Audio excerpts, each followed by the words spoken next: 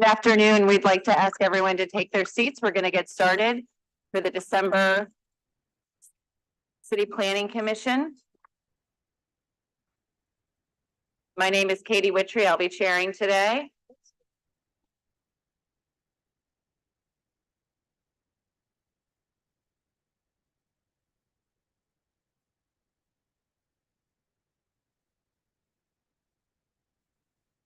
If you are here to speak, please go ahead and fill out a card. There should be at least 2 locations to go ahead and do that, and you can have them stamped. You'll see where individuals are completing them there, and then they'll end up here.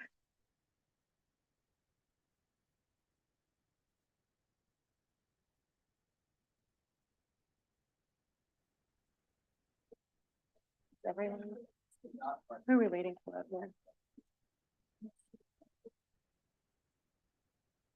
Okay.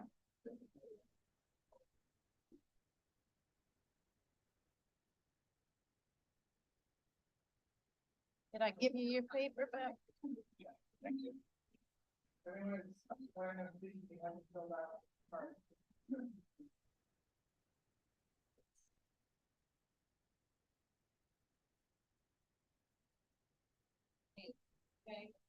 December 12th, 2023. As we get started, I'm going to go ahead and take roll call. We do have a quorum today. Commissioner Stieg. Here. Commissioner Brown. Here. Commissioner Flick. Present. Commissioner Wittry. Present. Commissioner Stewart. Present. Commissioner Josie Gupta. Present. And Commissioner Alexander. Present. Before we get started, I'd like to thank Commissioner Alexander. Today is her last day as a public servant in being a city planning commissioner, and we just really want to thank you for your time and your service and for always showing up. For those of you that don't know, this is a volunteer position, and you are recommended and get approved, but it does take a lot of time and energy, and we just thank you for taking time out of your work and personal life to be here to better the city of New Orleans. Thank you. It has been my pleasure serving the citizens of New Orleans in this capacity, Commissioner Wittry. Best of luck on your campaign.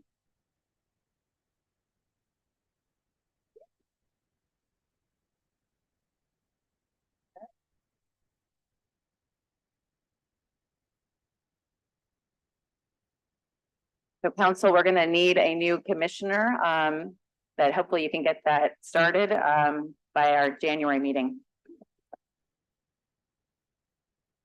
I'm going to go ahead and read the formal public hearing rules. The City Planning Commission has established rules that govern the procedures to be followed at all public hearings.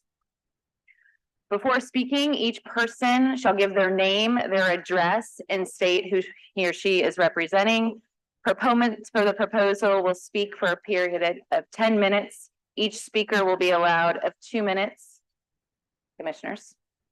Opponents or other interested parties will speak second for a period of 15 minutes. Each speaker will be allowed 2 minutes.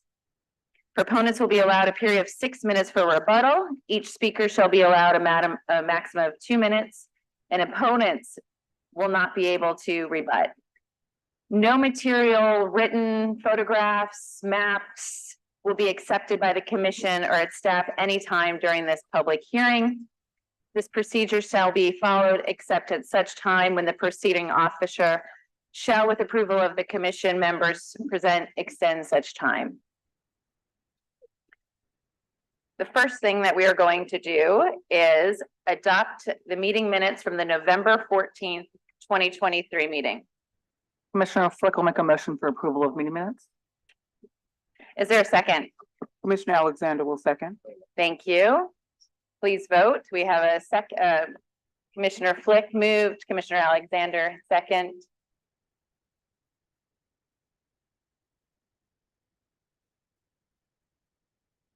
The minutes have been approved. Thank you so much. We're moving on to subdivision docket 136-23. Subdivision docket 13623 is a request to re-subdivide lots 12, 13, and 16-X into lot 12-A in the C2 Auto Oriented Commercial District and the HURD2 Historic Urban Two-Family Residential District. The municipal addresses are 2124 through 2125 South Claiborne Avenue and 2819 through 2821 Jackson Avenue. At the request of the applicant, staff recommends deferral.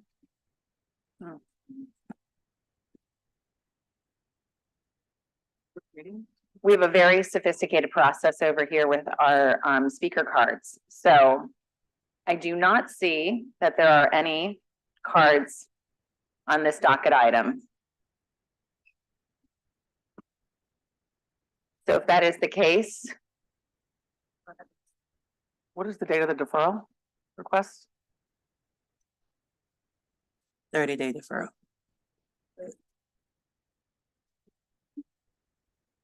staff recommendation is denial for 30 days.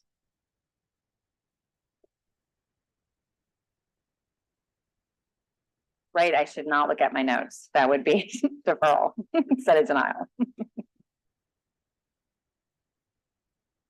That would be the January 23rd meeting, January 9th. January 9th.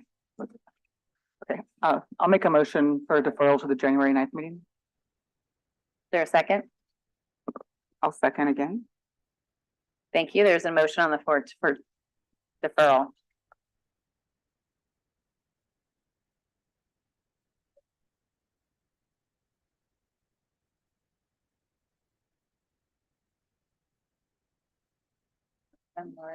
Speak. Thank you. The motion passes.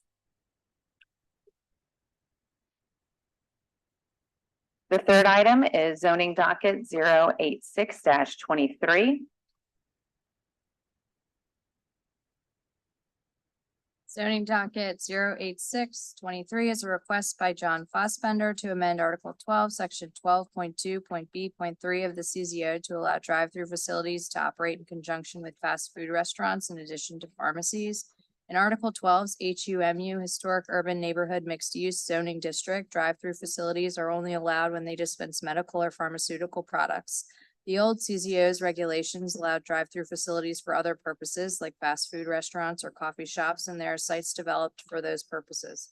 The staff considered the request and proposes a modified approval that adds additional criteria to 12.2.B.3 to allow the utilization of constructed drive-through facilities for various uses by way of the conditional use process. The recommendation creates a mechanism to utilize existing infrastructure but prevents the creation of new drive-through facilities, which would be contrary to the purpose of the HUMU Historic Urban Neighborhood Mixed Use District. The staff finds the proposal does not conflict with the master plan and would benefit the community.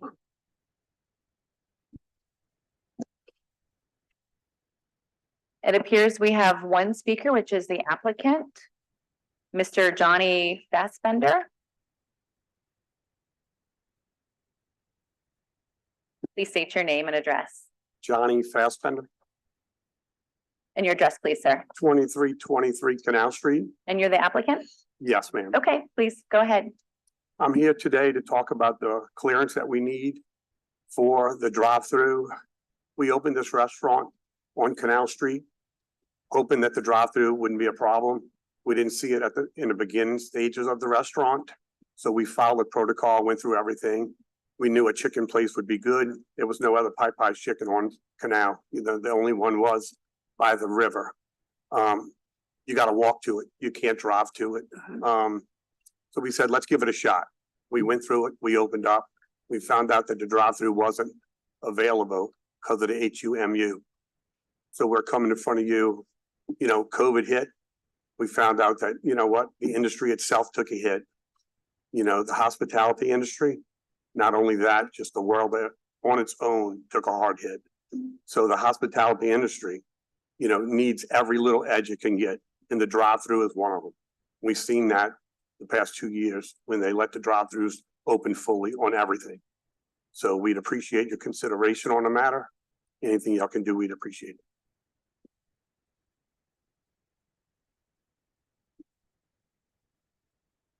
I don't have anyone else notes to speak. Is that correct?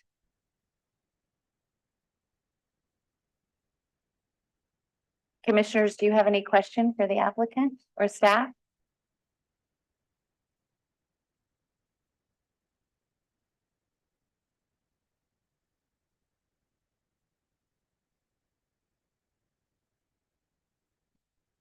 Commissioner Flick will make a motion for modified approval of zoning docket 8623. Second. Thank you. There is a motion for modified approval, which is staff's recommendation.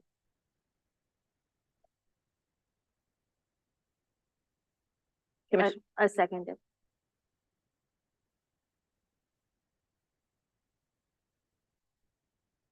thank you. Commissioners, please vote.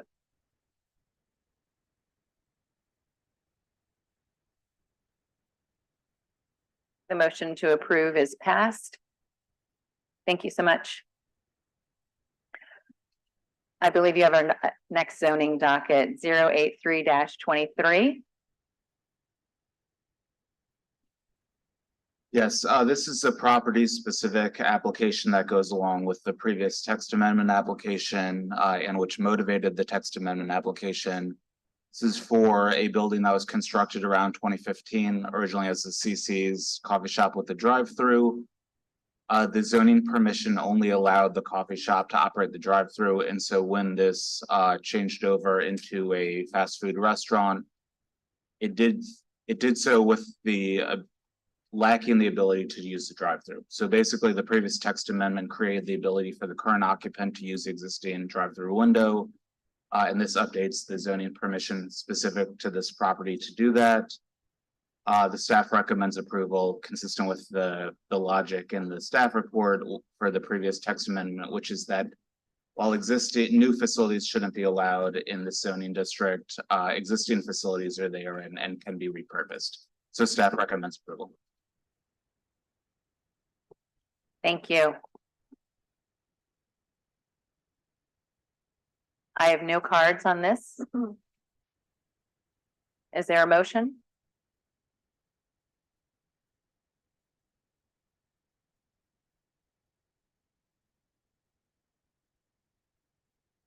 Move for approval for zoning docket 08823.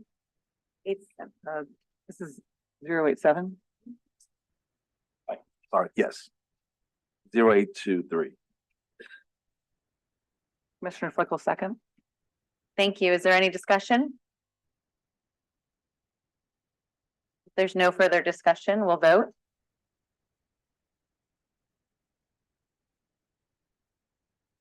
Motion carries for zoning docket 087-23.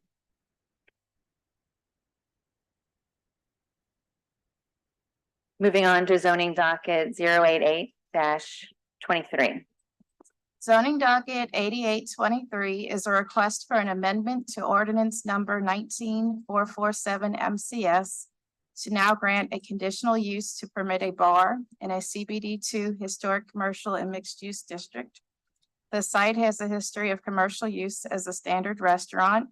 If the proposed bar is responsibly managed and adheres to all of the requirements of the comprehensive zoning ordinance and city code, it would not negatively impact the character of the surrounding area.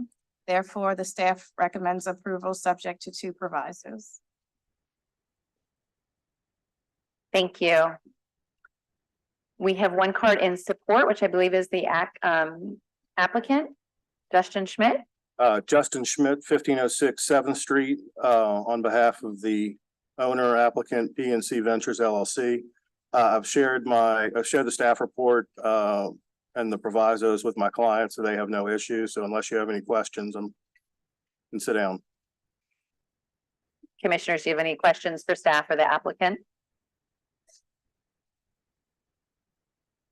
Thank you. Thank you.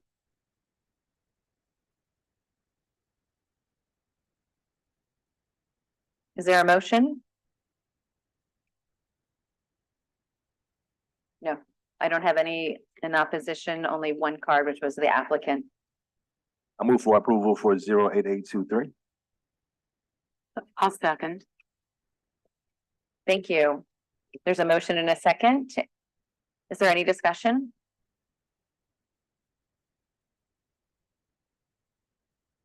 If not, we'll go ahead and vote.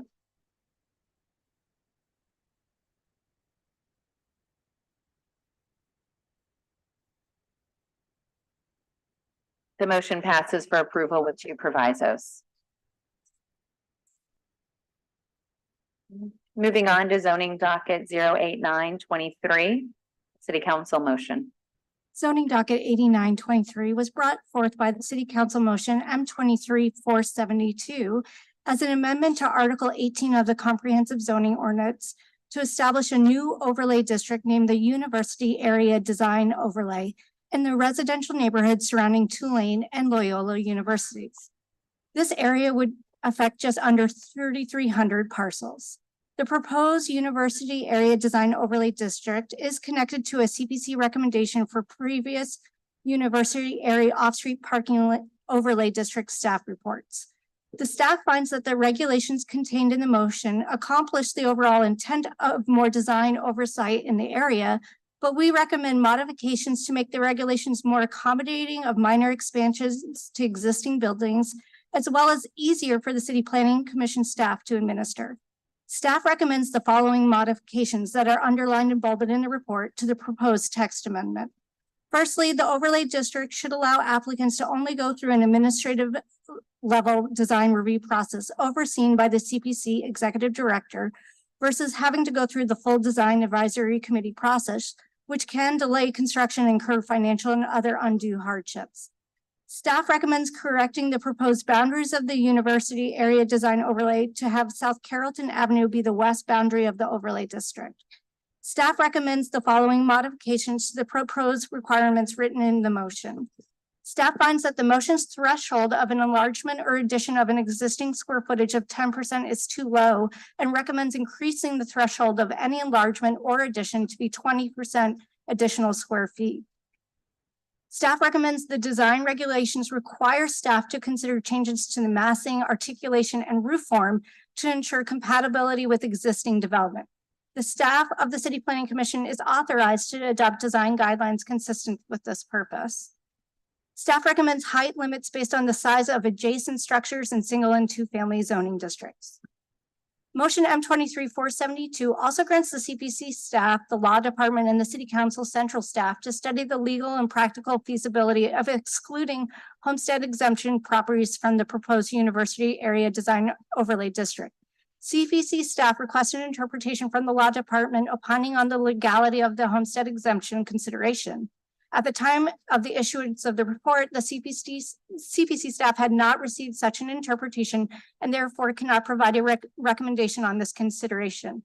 However, in assessing the practical feasibility of such a requirement, the staff is concerned that granting land use privileges only to those who own the home in which they live is antithetical to the comprehensive zoning ordinance most basic function on regulating the use of land, not the user or the occupant. Overall, staff recommends modified approval of the proposed zoning docket 8923. Thank you. Being this a city council motion, I don't believe there's anybody else here to speak. We do seem to have, oh, do you have a? Are you here on behalf of city council? I am. I just Welcome. wanted to be present if there's any questions or anything. My name is Claire Bion. I'm the land use director for Councilmember Joe Giarrusso, District A. So just wanted to make my, just in case you need me, I'll be over here. That's all. Do you have anything else to No, I share? appreciate the staff's report. I thought it was very thorough. I appreciate the research and I just, look forward to the commission's vote and we'll move forward from there. What do you think of the modifications? I have not discussed them fully with the council member. We try to do that after the commission votes. I do, appreciate, I think putting the height and context of the houses around it is a wonderful idea. It makes sense for that neighborhood. Yeah, I haven't discussed the rest with Joe yet. Thank you. Any other questions? Thank you for being here.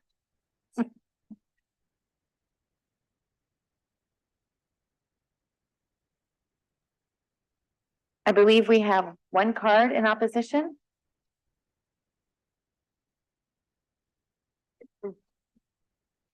Please state your name and address. Good afternoon, Commission. Zach Smith Consulting, 1000 South Norman C. Francis. I always check the box as a paid speaker. On this particular one, I don't believe I am. We've been seeing these rules again come through, trying to find ways to essentially persecute housing that may be geared towards students or adjacent to public universities. While I believe that for what it's worth, I think the overlay is way better for these design review restrictions. I think they're a better tool to use than some of the very broad IZDs and stuff that have worked their way through. And luckily, I think the city hopefully will have some certainty soon with an overlay that's going to be adopted this Thursday by council. But just in general, it's a position of mine. It's a position, I think, of the entire development community. These rules continue to make it more difficult to build the basic things. In this case, these are specifically going after houses and housing, single family houses, 2-family houses. These are things that are absolutely perfectly in the zoning. And we continue to add roadblocks and we continue to add hurdles to these housing stocks. So the last discussion you guys had in a very cramped conference room on the 7th floor related to the overlay resulted in kind of a lack of a direction of a vote.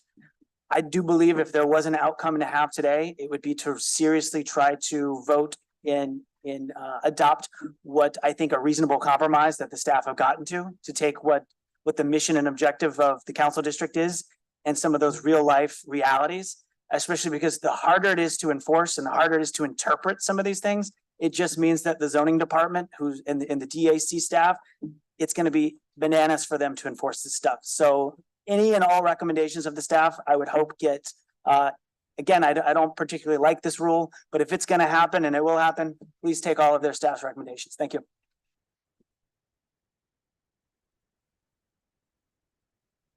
She could come back.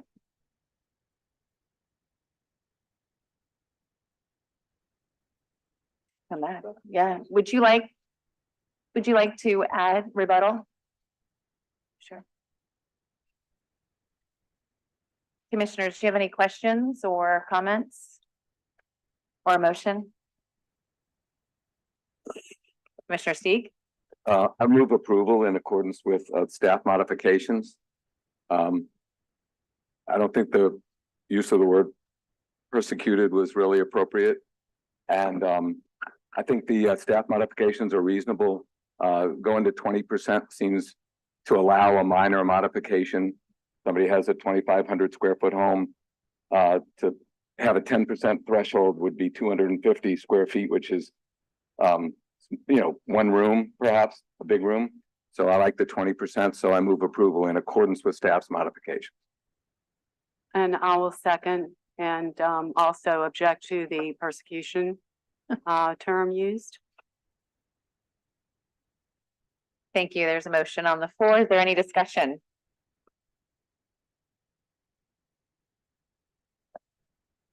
There's no further discussion. We will vote.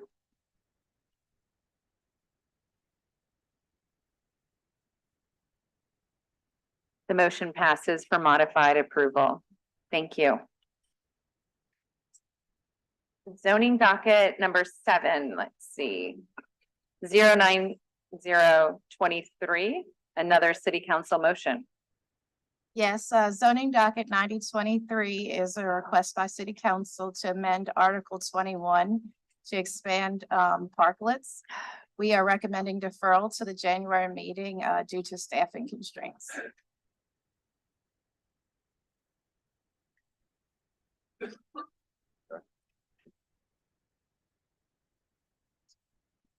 We do have an individual here to speak in support. That's number 7. This is number 7.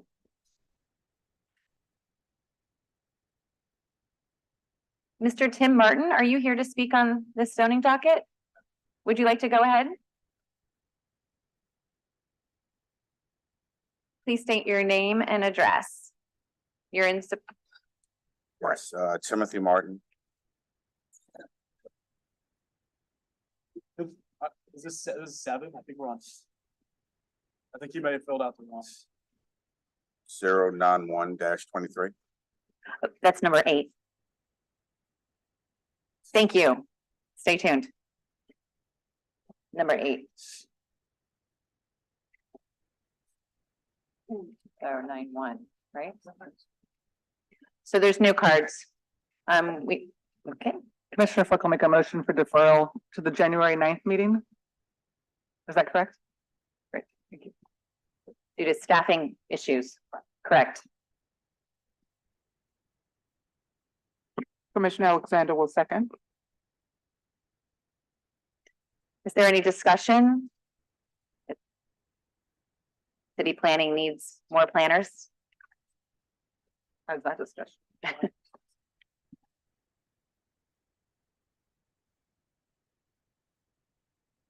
That motion to defer passes. Now we're moving on to zoning docket number 8, 09123. Staff, hello.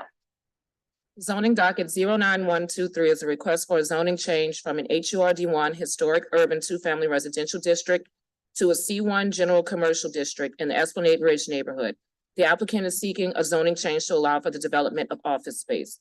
The subject property consists of one lot of record, Lot H, that is residentially zoned, a residentially zoned interior lot measuring 50 feet along Norman C. Francis Parkway, 100 feet in width along the rear of the property, and has a depth of 75 feet. It measures 7,500 square feet in area. The site is currently developed with an two-family residential property. The property is within an HURD1 that is characterized by two-family developments on smaller lots in older, more densely populated sections of the city. The site is immediately adjacent to a large C1 district that runs from Washington Avenue to South Clark Street on the northern and southern borders, and from the subject property to Xavier University to the east and west. Although development would be a continuation of a C1 district, the change of zoning is a spot zone that cannot be justified under the historic non-conforming use policy because the site does not have an established history of commercial use and the property currently has a non-commercial structure. Additionally, the requested change to a C1 district is not needed for the stated purpose of office space. Furthermore, given the range of commercial uses, the proposed C1 district is inconsistent with the RDL pre-residential low-density pre-war flum designation of the master plan. Therefore, the staff recommends denial of the request.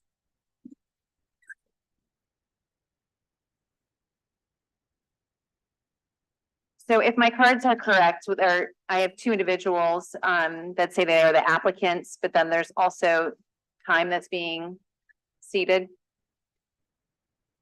Ben, maybe Jacobson and Jacob Clover, are you both the applicants for this property? Okay, so what is your name, sir? Jacob Glover. Jacob. And Jacob, an individual, Casey Burka, maybe, has seated his time for you. So you would have 4 minutes and then Ben could speak after that. Sure. Sounds good. So good day, everyone. My name is Jake Glover. I'm one of the owners of the property at 1601 Norman Francis.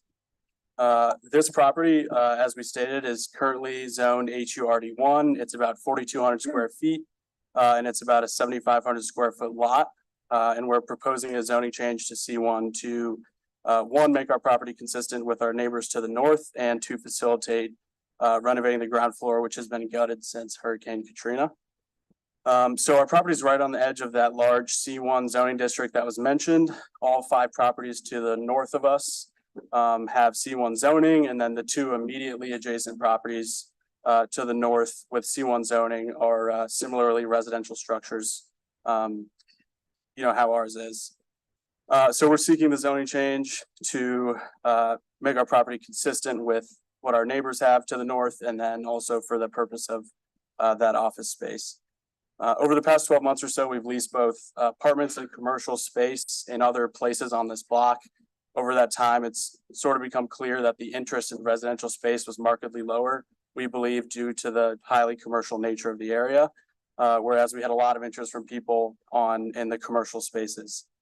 So again, we feel it's a high traffic commercial area and it's better suited for a commercial use. So there's a couple things in the preliminary staff report that I hope to address. The first thing is that the report labels our requested spot zoning. However, as I mentioned, those 2 properties directly to the north are also residential structures and they have that C1 zoning. So it seems to us that our request aligns with sort of an existing zoning pattern as opposed to a isolated case of spot zoning. And I also think that conclusion is supported by the definition of spot zoning as provided in the 2014 Administrative Rules, Policies, and Procedures. Additionally, the report states that C1 zoning is not necessary for the office use, but it appears that there's sort of a contradiction in the report on that issue.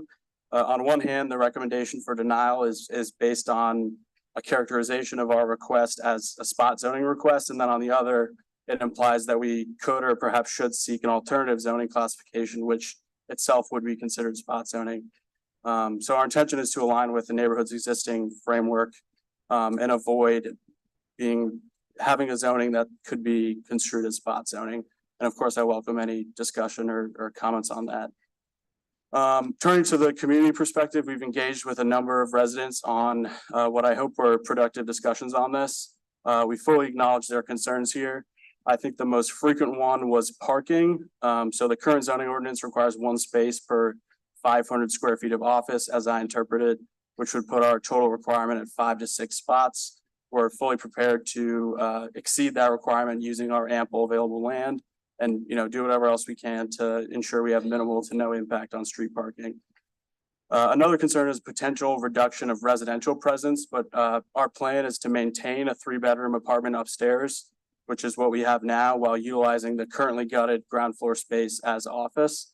And given that ground floor space has been gutted for 20 years, our plan actually does not really constitute a reduction in the amount of residents. It's really over the past 20 years, it's an increase of what has been there. In conclusion, we believe strongly that a combined use of small form office and residential achieved by extending the district over by one property is the ideal way to bridge the commercial and residential sections on the block. And we hope that this approach aligns with community interests and market demands and promises to have a positive impact on the neighborhood. Thank you. Ben Jacobson?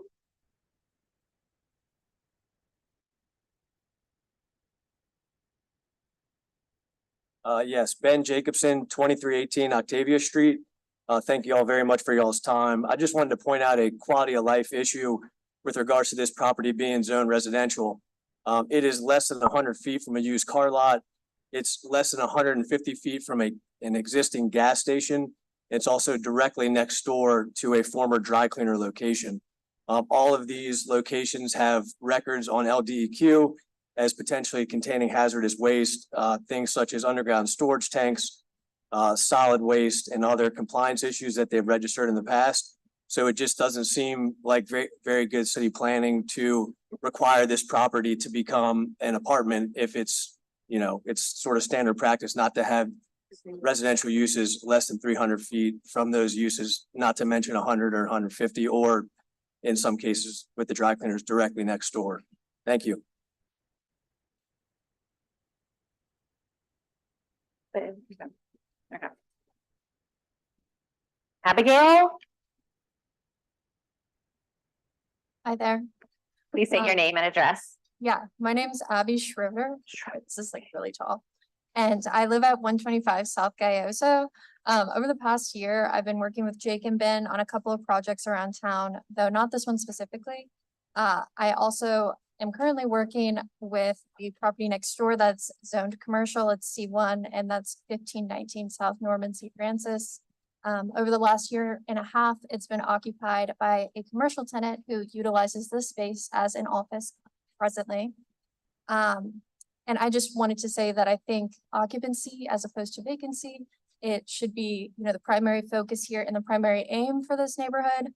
A lot of old infrastructure in New Orleans, especially in my experience, it requires a constant presence in the space to prevent any sort of blight and in order to ensure good quality maintenance is being done on the property and just in order to maintain the structure as a whole.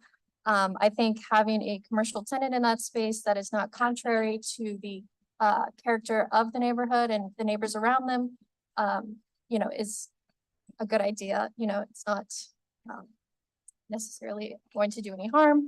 And yeah, that's basically what I wanted to say. I don't think it should be vacant. I think it's fine if there's a commercial tenant there that is not in opposition to the neighbors.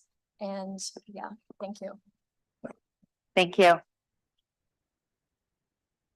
Louis Bartelli.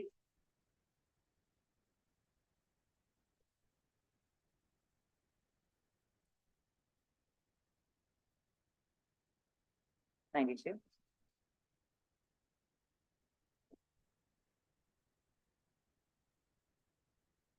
Tim Martin.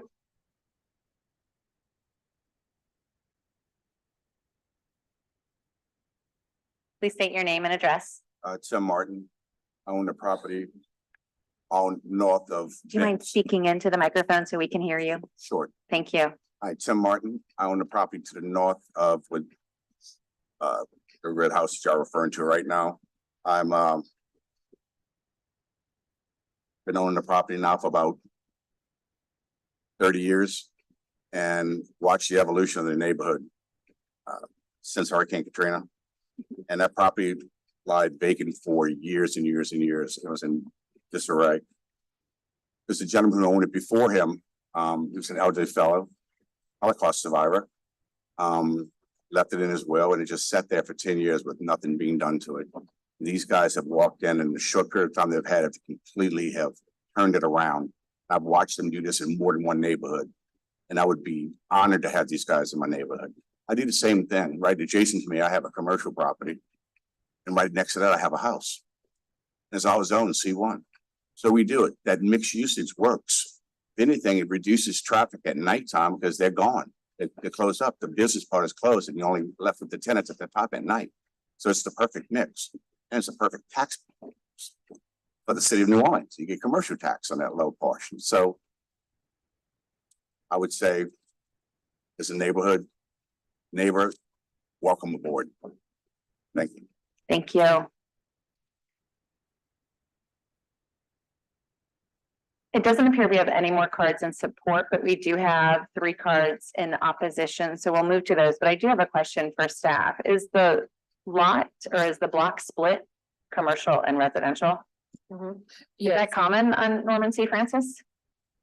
I wouldn't say it's necessarily common. You do have some, if you go further up Norman C. Francis, you see more of a mixture as opposed to like a clear line of delineation that starts a commercial thoroughfare that directly abuts a residential one. But you can see by the nature of the style of the buildings as you get onto Norman C. Francis, as you're passing the red light, that it's been increasingly a change because these are residential style houses that have increasingly further and further down Norman C. Francis into the residential corridor have been turned into commercial entities. And I'll just add that the zoning that exists today has basically been in place since 1970-ish. The current version continues the old zoning, which was also based on the master plan. So what I'm saying is that this distinction, which looks like it's just trying to extend Eve Street into the next block where kind of Eve doesn't continue, has been in place for decades, and the master plan was developed reflecting that division. So it is mid-block, but we wouldn't say it's arbitrary given how long it's been in place. Is it mid-block across the street too? No, you'll see that you can't really read it, but it ends at Eve Street, and then Eve Street ends at Norman C. Francis. So basically the extension of Eve Street kind of runs alongside this property. Okay. There's a clear fork in the road at that point. I don't know if you're familiar with that corner, but it definitely, it's not the beginning of that block, but across the street on the other side, it is in essence the beginning of that block because of the fork in the road. Commissioners, do you have any questions before we move to opposition? I do have a question. Was this considered in the master plan amendment at all? Because of the past as perhaps a brownfield site? I don't know that it was, but. No, this is not included in the current round of master plan amendments. I have a question. What is the other zoning that you would have recommended other than Steve? We would not recommend any zoning change. What Ava was alluding to was that there is a mechanism to put residentially zoned properties into office use through the neighborhood commercial establishment conditional use approval, as opposed to a zoning change. So that's an alternative that isn't kind of a outright zoning change.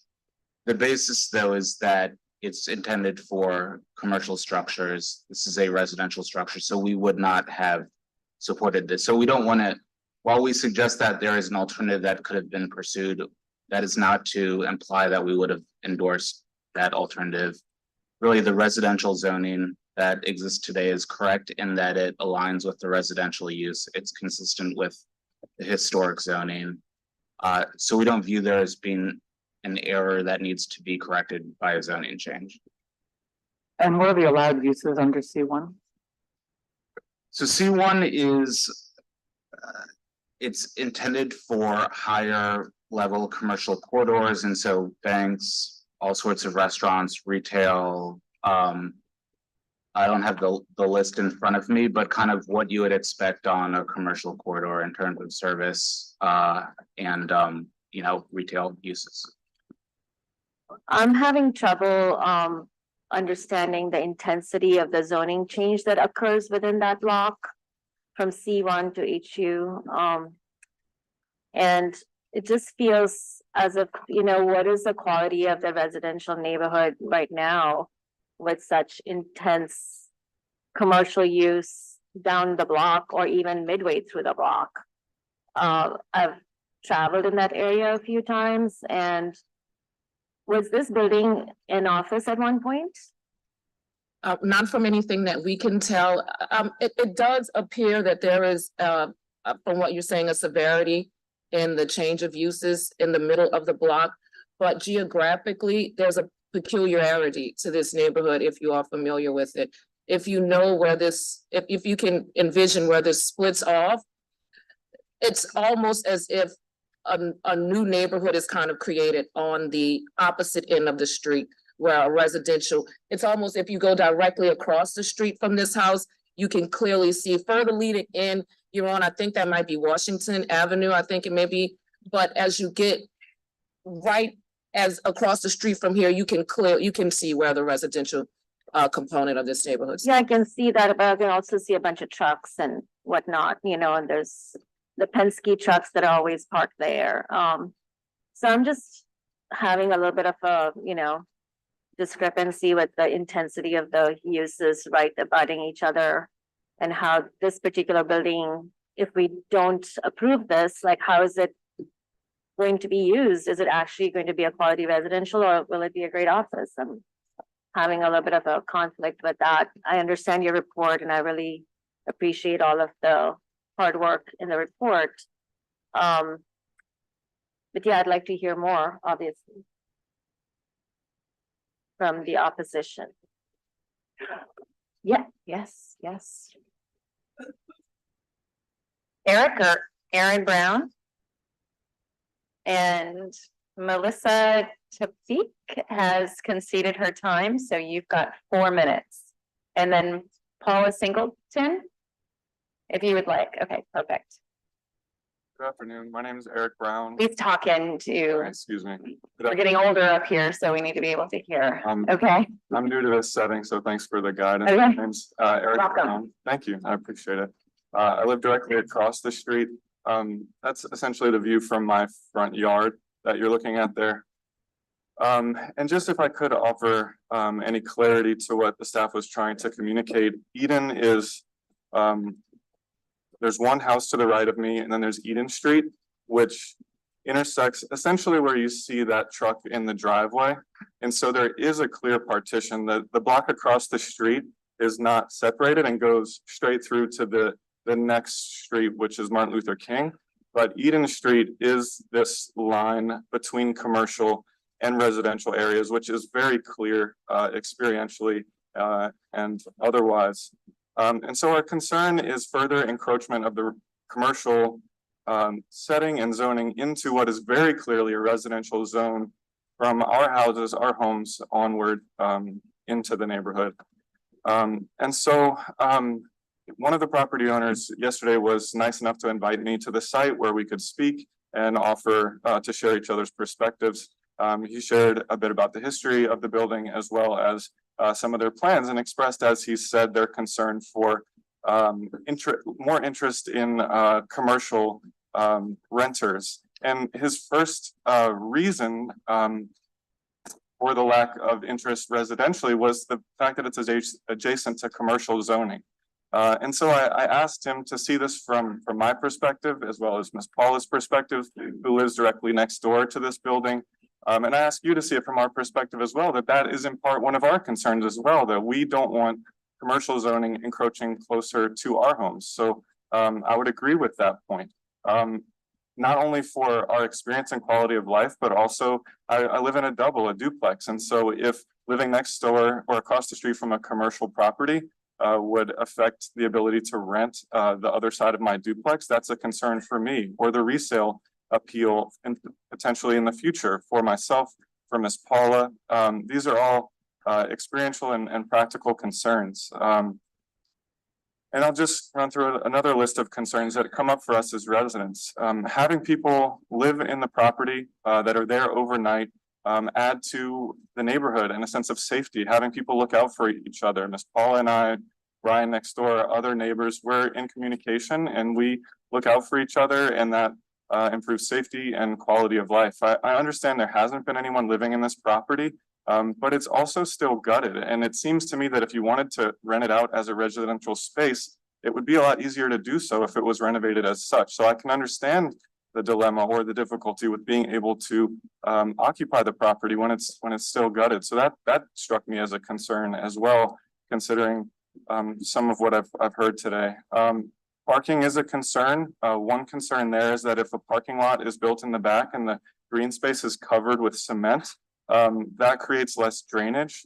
Miss Paula's yard, which I'm sure she'll speak to, would be surrounded by cement. There's cement from the apartment building on the other side, and that would create a flooding situation in her yard, but also less drainage for the neighborhood. We flooded just a couple weeks ago, only for, not many times in the 15 years I've lived there, but it's been increasingly an issue, and that's a concern to not have area that's ground that would absorb water.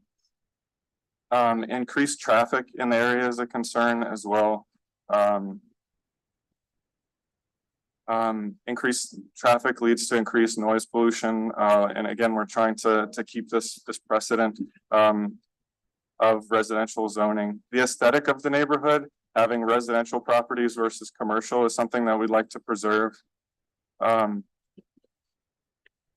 is your time. Okay. Yep. Yeah. And Paula? And as far as I can see, that's the last speaker card on this item.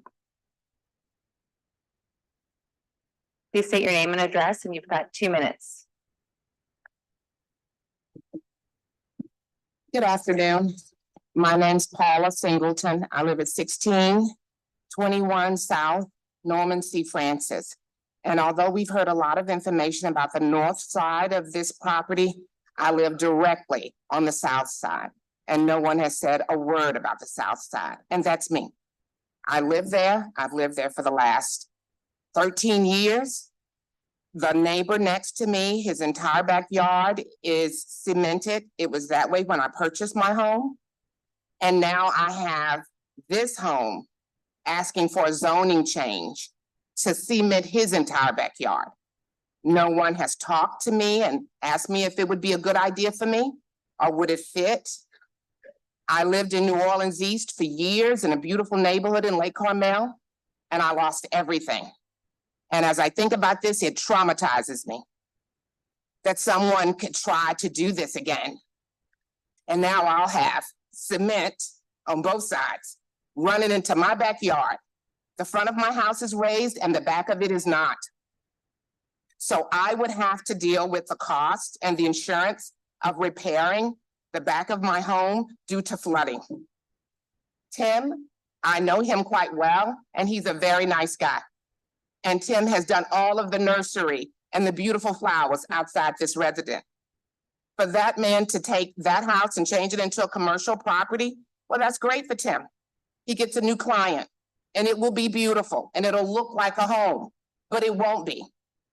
And then the minute that happens, then the next house and the next house and the next house, and it happens one house at a time. All I hear on the news is how to bring back residents, how to find places for people who are homeless. There's tons of office property in this city. And I think you should find one.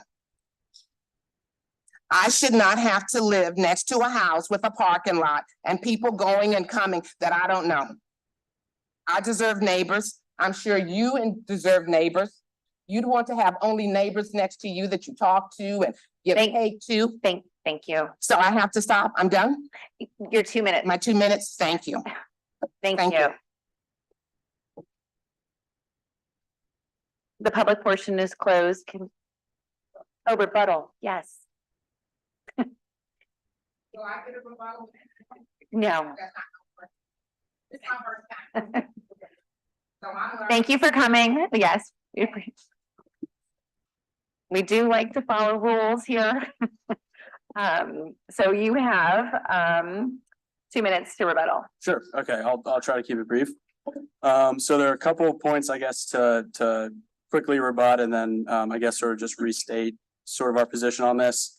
So the issue about the property being gutted currently, and perhaps it's unreasonable for us to say that it doesn't make sense. It's unreasonable for us to say that it doesn't make sense to put residential here when it's gutted, so how could we even have tried?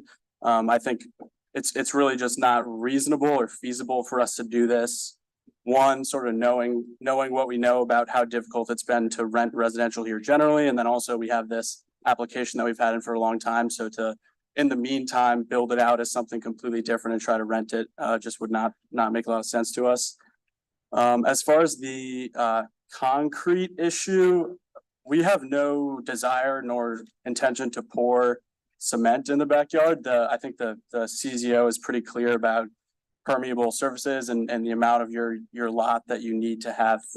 You need to remain permeable. So I think if we were to do anything to perhaps make more permanent parking back there, I can assure the neighbors and assure the commission that we have no intention of pouring cement or desire to do that.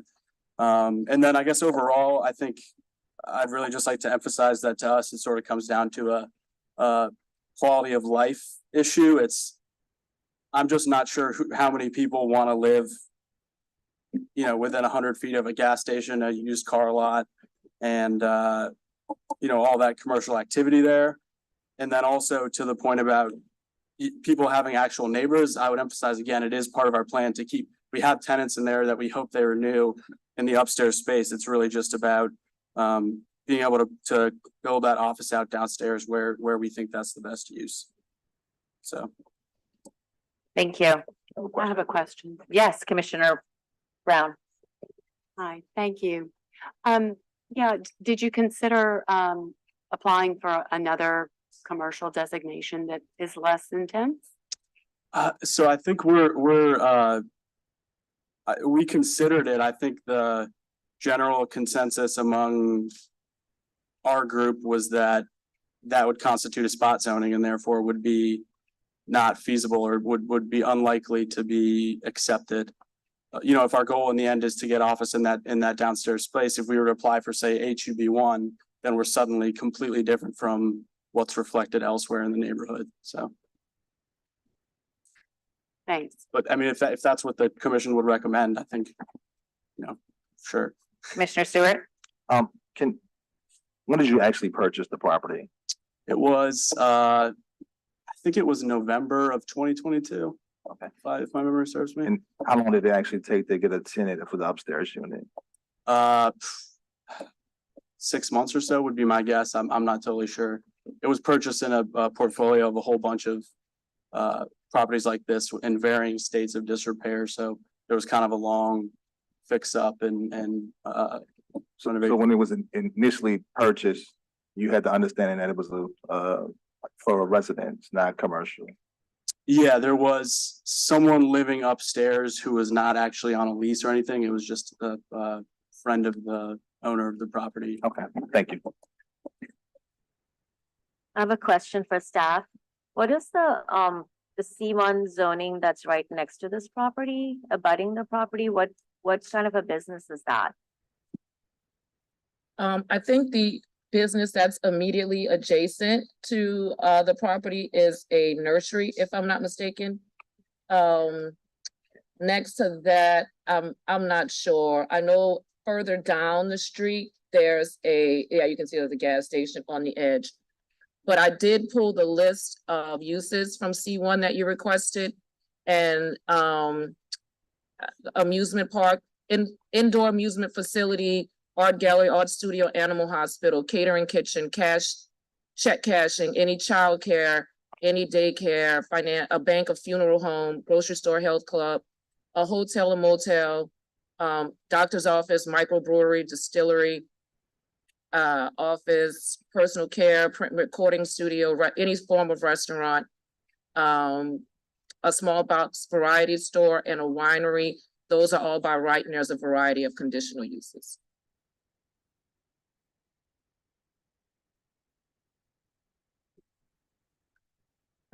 I understand that this is an unusual case because we have a clearly commercial zone adjacent to very much a residential zone. And my cause for concern is, when does it stop? And once you designate something C1 there, and then 5 years later, hey, you C1 there, and then we go down the line in this area that is very residential. I drive around here on a regular basis, and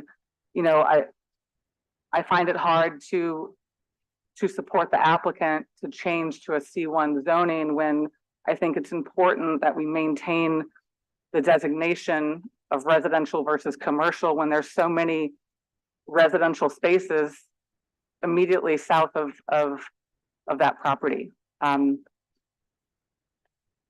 like to make a motion. Okay. So I'm going to make a motion to support staff recommendation of denial for those reasons.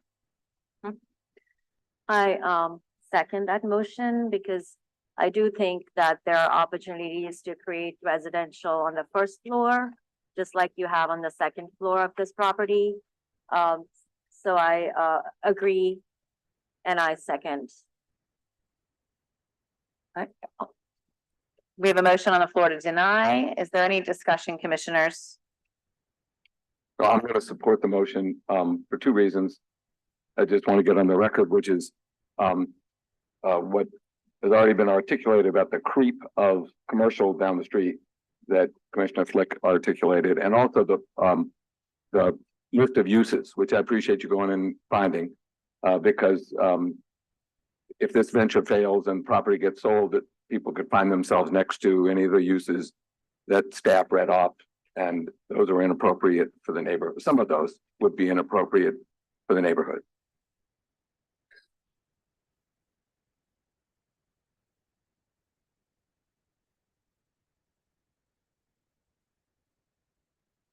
We'll vote. Motion to deny. We're moving on to zoning docket 092-23. Zoning docket 09223, the site is located at the corner of North Carrollton Avenue and Main Street and currently operates as a restaurant known as Blue Oak Barbecue. The corner site was originally developed as a gas station and then redeveloped into a standard restaurant. In 2000, ordinance number 19979, zoning docket 10000, granted conditional use approval for the sale of alcoholic beverages in a restaurant. Over time, the restaurant has expanded to include an unenclosed covered addition for a seating area that extends to the corner. Plans submitted by the applicant also indicate the removal of 7 off-street parking spaces as to allow the expansion of an outdoor kitchen, additional outdoor seating. The proposed site plan maintains compliance with the 4 required off-street parking spaces. The request is after the fact and is triggered by the recent addition of a covered outdoor seating area, which caused the floor area of the restaurant to exceed 5,000 square feet. While the standard restaurant is allowed by right in the HUB1 Historic Urban Neighborhood Business District pursuant to Article 12, Section 12.2B1, large commercial uses over 5,000 square feet require conditional use approval. The petition site has operated as a standard restaurant for 7 years, and the staff does not find any objection to the expansion of the restaurant. The request is also consistent with the master plan and the standards for conditional use approval. Based on staff's analysis, staff recommend approval subject to 8 provisos. Thank you. So we have several cards in support and in opposition. I'm going to call a couple people at a time so that we could actually potentially line up so that you're aware, so we can get things rolling. I have a representative, and then several people have ceded time, but also I have 3 applicants. It looks like. So we're doing the best job I can here to try to figure this out. Would the applicants like to come forward?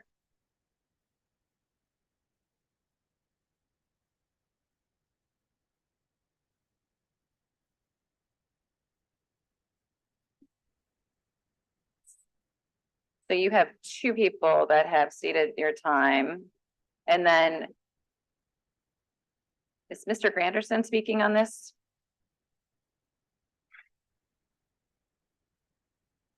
Mhm. I believe Mr. Granderson's on the next case, the next hearing. Okay. 93, 93. All right. But that's- 092-23. Ronnie Evans, are you for this one or the next one? Okay. Seating time. Charles Mintz. Okay, seating time. Philip Mosley. And you have several people that have ceded time to you. So you're the paid representative for this file? You took the words out of my mouth. Yes. Okay. So just to be clear, we have 4 minutes for you, and then we have about 8 for Philip Mosley. So would you like to start? Yes. I think that works. And I don't think I'll take the 4. Then we have Miss Barth and Mr. Lazel as well, who should be speaking independently. Okay. State your name and address, please, for the record. Good afternoon, Commission. Zach Smith, on behalf of Zach Smith Consulting and the ownership team at Blue Oak. My address is 1000 South Norman C. Francis. As always, want to start, no matter how it plays out, the staff always do their job. They always do their job. They always do their job. In this particular case, I think they did their job in an excellent fashion. They looked at the merits of this case and they said, we have a permitted by right restaurant that is doing a technical ask for an expansion. What's important to kind of get out early in this conversation, because I think there's a lot of commentary that'll happen today, is that while on paper we're expanding, and that is what we're asking for, we're actually asking to keep in place some things that have happened during COVID and some things prior, that from what people have seen Blue Oak operate as during COVID, this was actually be a shrinking of their footprint. This would actually be a shrinking of the footprint that people, if you've been to Blue Oak in the last 3-4 years during COVID, this would be less table service, this would be less operation, and this would actually be the restoration of a curb cut and the restoration of some off-street parking spaces. I bring that up because that was something that came up early through our NPP process and our conversations with the neighborhood, where it was something that was actually, it was, I think the best way to say it, it was a line in the sand, and it was a specific ask. And even though it wasn't in the original request, it wasn't in our original proposal, the ownership team agreed to say, hey, we will restore that curb cut that was removed during COVID with the DPW project. And we will have those 2 off-street parking spaces created. And that has been reflected in the staff's report as part of a proviso and conditions. I wanted to remind what this is, which is essentially shrinking some of those COVID era expansions, and then make sure it's crystal clear. I know a couple of speakers will mention this as well, of what this project is not. The issuance of the staff report last week unfortunately created, I think, a bit of confusion and a little bit of misinformation about what types of things this project is doing. We fielded a lot of questions, a lot of calls, because in the staff report, this textbook provisos talked about what those hours of operation could be for a standard restaurant. I want to say it, make sure in case people haven't seen it, or they haven't been on calls or email chains with us. The folks at Blue Oak have never anticipated, they do not expect to, and they are happy to put a proviso on that will lock them into the same closing time they have always been operating under for the last 7 years, which would effectively be 9 o'clock. That is shorter and less time than what is allowed. It is shorter and less time than what the provisos that the staff have said, but at no point did we or anybody on behalf of my team or the ownership team ever ask for quote unquote expansion of hours. A second thing that has popped up in the provisos and in the commentary is basically about, it mentions the word live entertainment. The folks at Blue Oak don't do live entertainment. They don't have a business model about live entertainment. We're extremely okay with having provisos specifically limiting live entertainment. For what it's worth, we can't even do live entertainment in the zoning district. We'd have to get a spot zone change and go ask for conditional uses to get that. We believe it would be redundant and unnecessary, but at the same time, those things have popped up in the last week. Prior to the last week, we had had very robust conversations with direct neighbors on the corner, directly across the street, the people quote unquote most affected. And as far as I'm concerned, and people can potentially disagree, I believe we had resolved all of the things that we had been asked for. A separate line is again, that parking. This project 100% is asking, we've been in conversations, we've been in discussions with DPW to get permission to have that curb cut.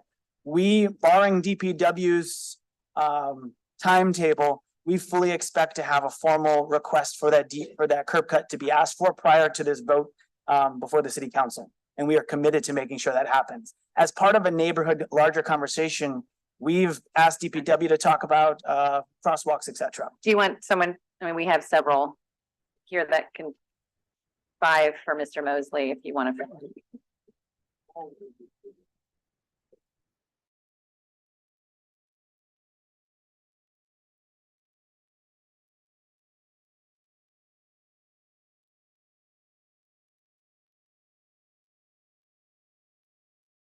Staff can be limited sometimes